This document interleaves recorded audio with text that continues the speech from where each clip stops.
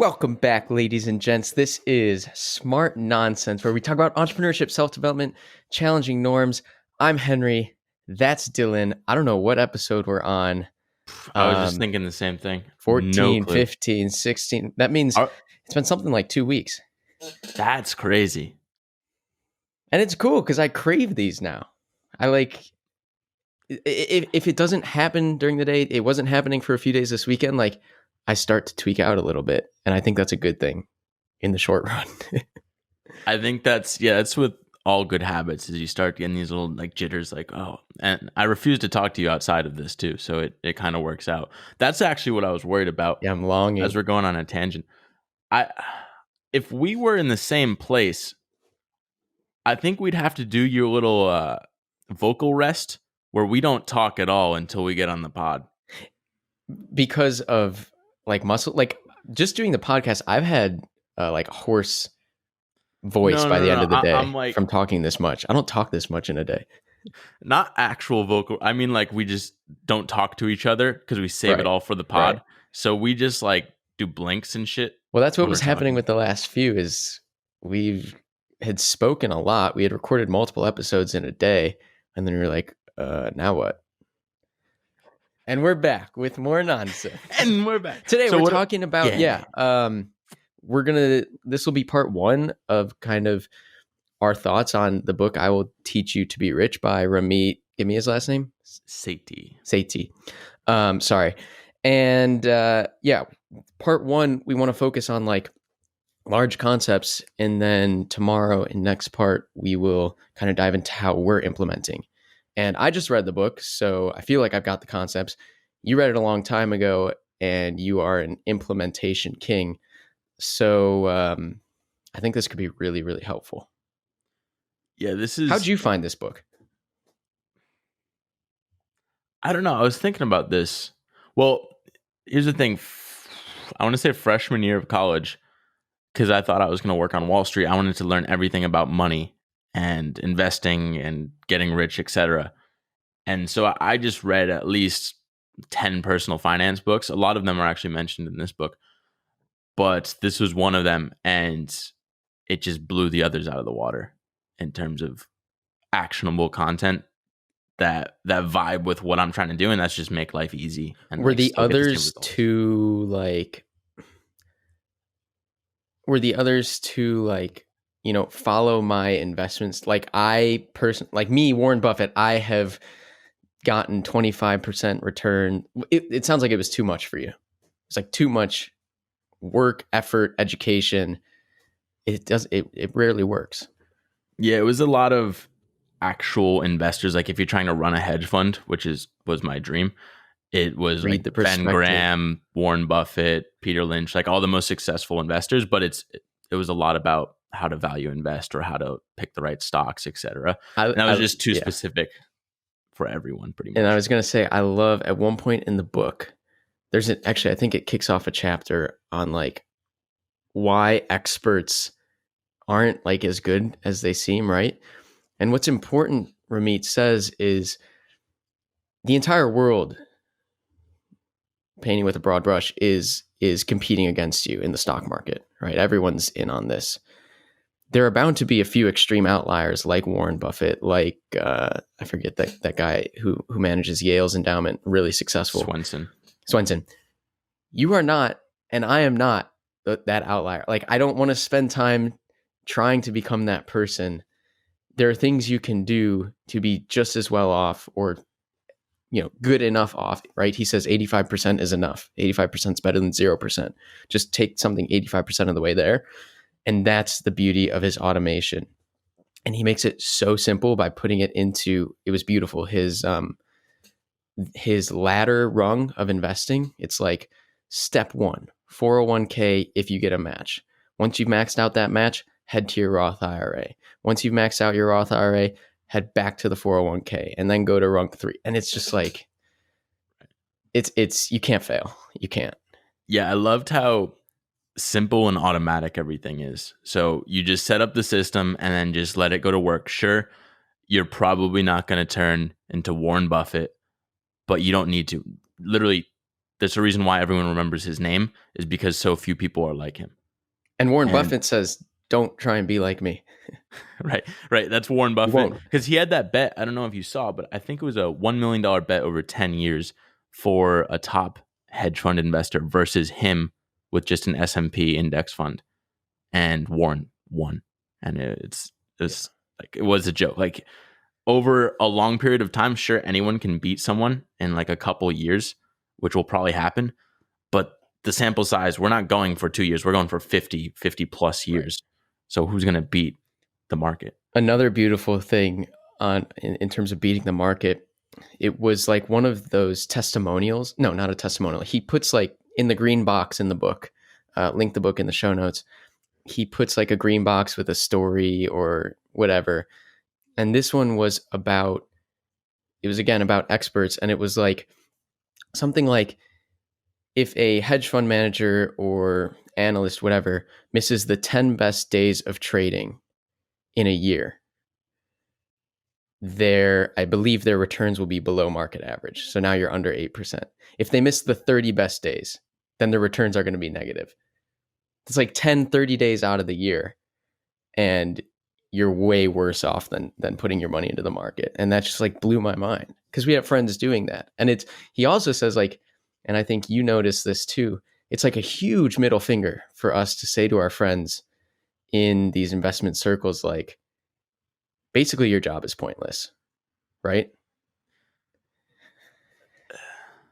No, I mean, it depends. I don't really understand their job 100%, but I think there's a danger with the overconfidence bias of like, actually why I love Warren Buffett and Charlie Munger, his business partner, is because they're just huge on realizing what you know and just cutting everything out. Like, know what you know and what you don't know. Really quick, because I remember it, he calls it in the book illusory superiority.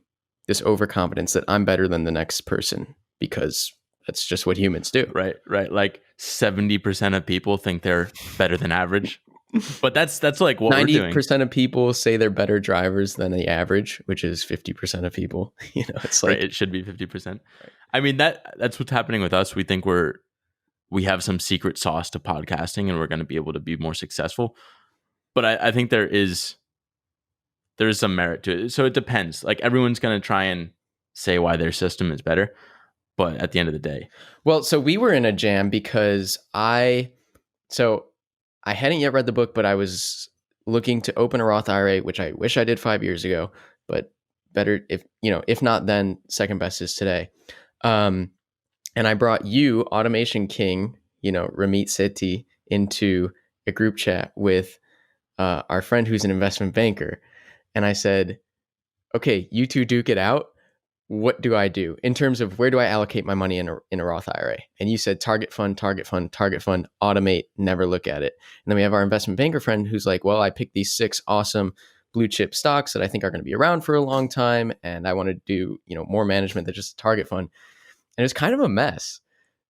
Because I also had you both texting me independently, like, why would you ever do the other thing the other guy's saying? It was hilarious for me. Right. You just get 2 people in a room, rile them both up, and then you go running and see them duke it out. But no, I mean, I'm sure, I think people can beat the market, especially short term, and I have no issue with that. I'm just someone who's super lazy. I say this in every single podcast, every email.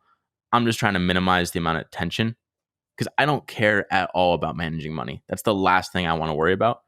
Huge pet peeve of mine is when people start talking about how they picked the best stock and how it returned an extra 5%. Like, that just bugs the fuck out of me.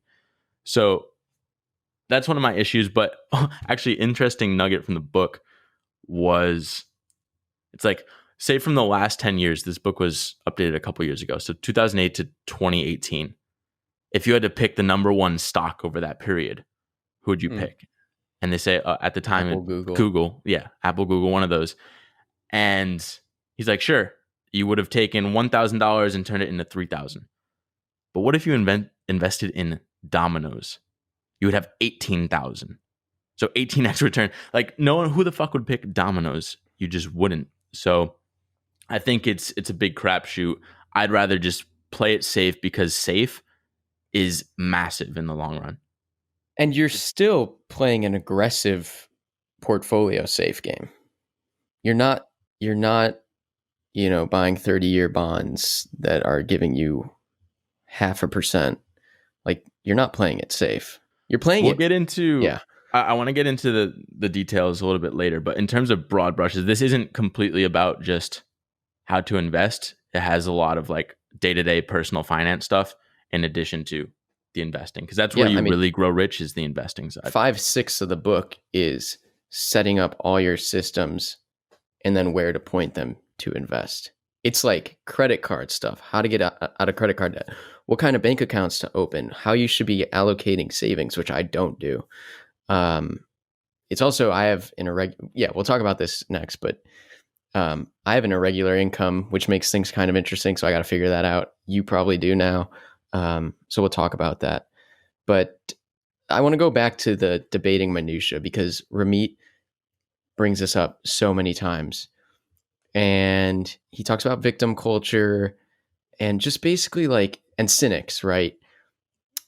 And what he comes to is like you said, like the debating of these minuscule things make you feel like you're doing something. And then you end up doing nothing and you're losing out because you're not investing. It's like, and you said, like, I don't care about money management, and neither do I really. But when you read the book, you must. And today I do. So I need to set up all these things he's talking about because in 3 years, I'm not going to care. You care right Well, that's now. In 3 months, you won't. Set it up, automate. what I love. And going right off of that is I cared about this a lot when I was 18 years old. And so I just set everything up when I was 18. And I haven't thought about it, unless I'm talking to you guys, for more than 10 hours in the last 4 years. Because everything's just running on autopilot. Occasionally, I'll just change how the percentages break down based on my income. But it's like so little thought goes into this. And I'm that's why, curious. yeah. I'm curious to hear. This is where I'm at. Again, irregular income. Let's talk about it later. But how, because you've been doing this for so long, how your system has changed and how easy it is to change as your income has changed, as your debts have changed, all those things. So I want to talk about that and how you go in and move things around and how you allocate. Um, yeah, I have a very complex situation. So Yeah. Yeah. I mean, I'm in a similar boat now, so I think it'll be productive. And plus, so everyone knows, again, we don't really know what we're talking about. We just read a couple books and then summarize it for you guys because I don't know. It's been I working think well for me so far. that's what drove you crazy too, was I brought you and a friend into this conversation and you had read 10 books from different points of view on uh, personal finance, and you were going head to head. So you felt like you had 10 people's worth, 10 really prominent investors worth of information going against our friend who was really excited about the gains which are really impressive. He's made, impressive gains on the picks on the stocks he's picked. But you were just trying to say, like, in the long run, you're not going to keep that up. If you do, kudos. Most people don't. But like you personally, me too, like, I just don't care. Just don't care. I've got other Well, things to plus, focus on. right, it detracts. Like you only, I view your day as you have so much mental bandwidth and decisions that you can make every day. I want zero of those to be, where is my money going? And so if you're one of those people that's constantly updating your stocks app on your iPhone, like, dude, I mean, maybe you're getting better returns, but that's not where I want It's to a devote lot. my energy. And it's a lot of emotion. Ramit talks about, like, let's take this hot emotional thing, money, investment, ups and downs of the market, and let's make it into a cool problem, a math problem, not cool as in temperature. Let's take the hot emotion and turn it into a cool response in the form of mathematics. And I love mathematics. You Here's what can't. I love this aspect of this system. The way it works, big overview, is that you just have a bunch of little, I use the analogy robots, but like you just have everything getting automatically siphoned into whatever account you should have it go. And what ends up happening, because we have different accounts, so I'll have Capital One for one account and then Schwab for another. I'll just forget about an account, like a savings account, and I'll look in and I'm like, holy shit, I have 11 grand in this account. That's awesome. I completely forgot about that. So I'm like, holy, it's just the best pleasant surprise you'll ever have. That's why partly I love this. So What it's only savings account positive. does that happen in? Hopefully it's your guilt-free spending. Well, that's guilt-free spending is checking account. You gotta reread the book. But saving, it's just in my savings account. Like this was for It's a sub savings or something. this was for student loan. I had like oversaved for my student loan, basically. And so now it's just bonus. and then what on he top. says is, okay, you have this windfall of money like you kind of did. What Ramit suggests is spend half of it, like good for you, if this irregular piece of income comes in, and then invest the other half of it and forget about it. What'd you end up doing with it? Or is this just kind of a... I'm just kind of letting it sit sitting, there till I'm not a very... I don't know. I'm kind of curious your take on the conscious spending, but Yeah. I'm an interesting case. Me too, because he has this great graph. I could find the page number. I won't right now. It'll take me too long. It's cheapskates and conscious spending, I remember. And it's funny because about half the things I do are conscious spending, heavily. But then there's also like half the things I do that are really cheapskatey. And so... I never get that stuff. Like these little hacks. I mean, maybe it just gets people going. Like my mom's coupon Carol, she'll just like absolutely every day she comes in. Well, you said and that's she's historical. Like, she's got historical reasons, like just lifestyle. growing up that way. Yeah, and you said, things like being on food stamps, like that's wired into her brain. Right, but even you who like, for example, in one of the podcasts, with Naval, he's like, I have my opportunity cost is like $500 an hour. So if I'm standing in line to return $100 pair of shoes, and it looks like it's going to take whatever more than 30 minutes to return, I'll just give it to someone in line. Like that. Yeah. That sort of mentality. I'm not that crazy, but when I see you like trying to fight for these little deals here and there, I'm just like, dude, that's when just we not travel worth my time. too. I'm negotiating with people over, I'm telling you, 50 cents, $1.50.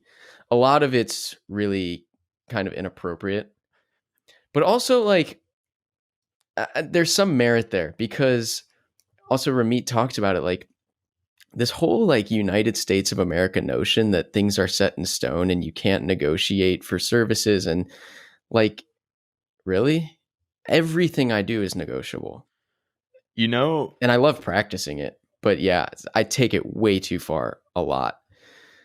I think there was, I want to say NPR had a podcast. You about the aren't history. listening to NPR.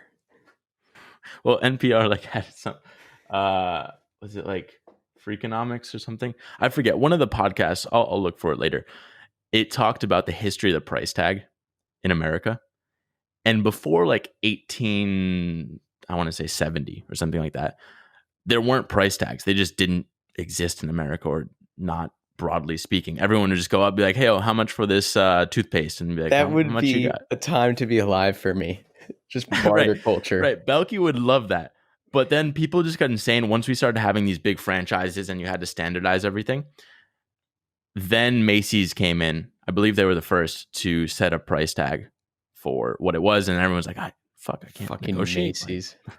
Then Belky starts losing all this money because he's a good negotiator. And it was just for ease of running your business. So whatever. I forgot why I got so excited about that. Conscious But spending. Yeah. We'll talk about that next. I think we're getting too much in the details. You want to like kind of overview how it's laid out? A couple of things I think he does really well in the book. First of all, I love his rhetoric a lot of the time. Sometimes I'm like, okay, take a step back. You are writing a book, like, but I love how informal the discussion is. You don't see that in a lot of finance books.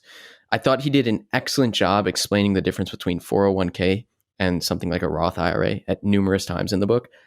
I didn't really understand completely that like Roth IRA is great. Your money grows there, tax free. You're not taxed on the gains, but your money goes in post tax. The beauty of a 401k, and it grows and grows and grows. The beauty of a 401k is you're taxed on the back end, but you get to put in more. You get a kickstart basically today. You get to put in more. It's not taxed. And I just thought that was really simple. And he did it maybe 5 or 6 times. And at one point, he even broke out examples. And what he found was like your 401k and your Roth IRA taking whatever uh, tax brackets, they end up being pretty close to one another in the long run. I just thought that was interesting. My understanding is it depends where your tax bracket is now versus when you take the money out when you retire. So right now you're probably making less than you will when you're 60 something. So technically a Roth IRA would be better because you pay lower taxes on it now and then get to just take it out tax free later. But if you have an employer match sort of scenario where they're just giving you free money up to 5% or whatever it is, take the free money. Like do that first, max that out, then try and max out the Roth, which you get $5,500 a year, something like that. As long as you're below like 120,000. I kind of want to go through the ladder really quick. God knows where I'm going to find it. As you look for it, I'll say off of Henry's point with the way Ramit writes, he's one of the few writers that I just love because he's trained in copywriting and he writes like That's what it is. That's what it is. He's a brilliant copywriter and sometimes that irks me. Yeah. So it depends. I mean, he's one of the few email lists that I follow and will actively open emails. So I love that. But it's not going to be a normal, boring investing book. Like this is, if there's one investing book to ever read in personal finance, it's this. Just really quickly, this is something we should discuss more next, but in terms of his copywriting, it's something that drove me crazy is his use of testimonials throughout the book. While like so many of them are great, I thought when it was convenient for his plot, he would do something like put the name and age as redacted. And when he wanted it to be something emotional or something about his program that people enjoyed, then he gives you their name and their age. And that to me is like, I don't want to say manipulative. It's smart, but that kind of irks me. You probably don't know what I'm talking about. It's very I do. I think because I bought the original version and this is whatever version 2, like the updated one. I don't think he had all those testimonials or not nearly as many. I just skimmed through them. I'd like skip over I read most of them. every few. Yeah, that's a good point. They are probably from the first edition because it's people talking about the program now. Okay, I found the ladders of personal finance in the new book. It's page 104. This is so important. So I just want to briefly run through it because it's the crux of everything he's saying. And the use of a ladder as a metaphor for what you should be doing based on the rung you're on is just so simple you can't ignore it. So rung 1 is if your employer offers a 401k match, invest and take full advantage of it and contribute just enough to get 100% of the match. Like you said, the match is free money. So once you've matched that, great, move on. Again, we'll talk about this. Like I don't have a 401k. I'm self-employed. I got to figure out solo 401k things, but I can't. Number 2 is pay off your credit card and any other debt. He has great points on like renegotiating APRs, balancing transfers if you have to, balance transfers if you have to. Then if you've got that stuff paid off, rung 3 is open up a Roth IRA. If you can max that out, I think it's $6,000 this year. If you do that, great, and you have money left over, you're on rung 4. Go back to your 401k and contribute as much as you possibly can. Try and max that out. Rung 5, this is really interesting. So if you can and you've maxed out your 401k beyond the match, then you move into HSA territory, which isn't something I can do, but it's something my parents have. And it's new for them in the last year, and they don't quite know how it works. We can talk about this next, but it's fascinating. And I sent this to them because I hope that they're using it to its full advantage. So if you're fortunate to have an HSA and you use that and you're healthy mostly, which I'm not, great. Move on to rung 6. If you still have money left to invest, first of all, kudos. And then he just says, open a non-retirement taxable investment account. And that's just like, your basic account. I'm sorry. It's just brilliant. It's brilliant. Yeah, I think again the part of the issue is just overcomplication in the normal world. So this is just here's the ladder, figure out your rung, and just whatever start there and then go climbing from there to optimize. But Oh, yeah, I here's think a. Sorry, go yeah. ahead. No, Go no, ahead. you No, because I'm gonna change the topic. change the topic. I don't care. Ah, okay. It's just one of those nuggets. And I quote, he said, "Now that I've set up my investing accounts and automated them, the amount I earn from 1 year of investing is worth more than 500 years of interest in a savings account." And I have really quick this beautiful anecdote from my grandfather. He, very hard worker, worked his whole life, worked for the city, great pension. His money is sitting in, I think, a savings account. It's on the order of several $100,000. And my dad has told him like so many times, like put it in a fund, like do something with it. And he's like, no, if I make more money on that money, I will be taxed. And I don't want to be taxed on that money. And it's brilliant because even just since I've put my money in a fund like a week or two ago, I know it's super short term, but I've had 4% return on my Roth IRA. And my goodness, my grandpa's money is just sitting doing practically nothing. But yeah, you can make 500 years of interest a single year of investing. It's just The problem that's just like a lack of the basic knowledge that is the difference in literally millions of dollars. Literally. If he had million. that $200,000 and invested that, I mean, But you're what averaging. can you do? He made the money. It's his hard-earned money. Um, and there's no convincing him otherwise that his 1% return on, $500,000, it's just not doing it, Papa. It's not I doing it. mean, yeah, it sucks when the logic just isn't there because he's already paid taxes on it, and Exactly. like he just pays taxes on the earnings that he get. Whatever. Exactly. Which is free But money at this point in his life. It's free money. luckily, you're listening to this now, and hopefully, you realize that that can be silly, and you want to change, or you just want to optimize. So that's why we're here, the lazy optimizers. Um, Ducky, is there anything in terms of broad strokes that we should cover before we get into part two Um, in depth? I want to say one thing because it came from Naval and it was confirmed here too. Banks have figured out how to pillage everything we do, our entire society. They've uh, privatized their gains, their profits, in terms of fees and all the money they collect, and they've socialized their losses in terms of bailouts. And Ramit's hate for banks, especially Bank of America, which I'm a member of and I need to get away from, made me so angry. So for that reason alone, I think this book is worth reading, just to figure out what are the best banks.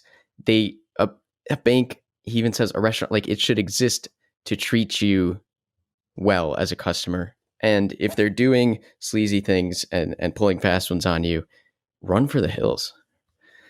That's his bit on banks.